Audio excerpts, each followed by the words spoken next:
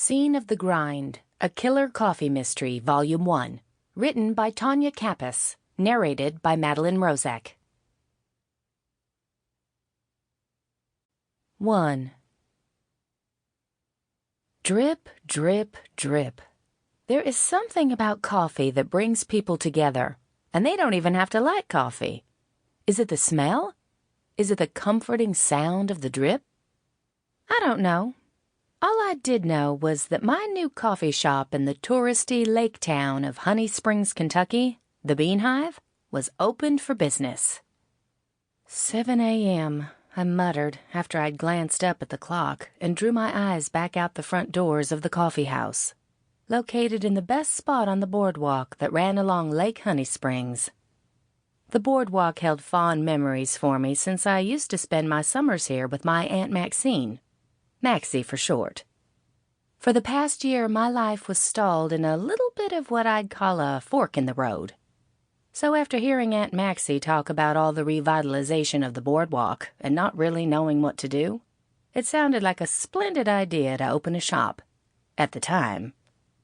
The annual Honey Festival was in a couple of days, and all the vendors and the new shops on the boardwalk were holding a grand opening.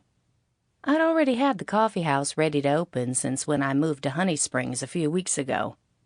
I made it a point to no longer sit around resting on my laurels, so I opened the shop a few days early. Which might not have been the best business plan, since my only customers had been a few stragglers here and there. Mainly construction workers who were working day and night to get the shops ready for the big festival. The Beehive was located in the middle of the boardwalk, right across from the pier. It was a perfect spot, and I was beyond thrilled with the exposed brick walls and wooden ceiling beams that I didn't have to touch. Luckily, Aunt Maxie owned the place. The rent was a little steep, but I'd watched a few DIY videos on YouTube to figure out how to make the necessary repairs for inspection.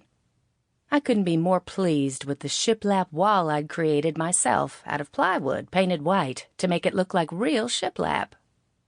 Instead of investing in a fancy menu, or even menu boards that attached to the wall, I'd bought 4 large chalkboards that hung down from the ceiling over the L-shaped glass countertop.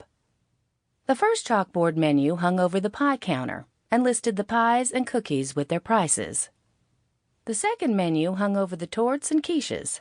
The third menu before the L-shaped counter curved listed the breakfast casseroles and drinks.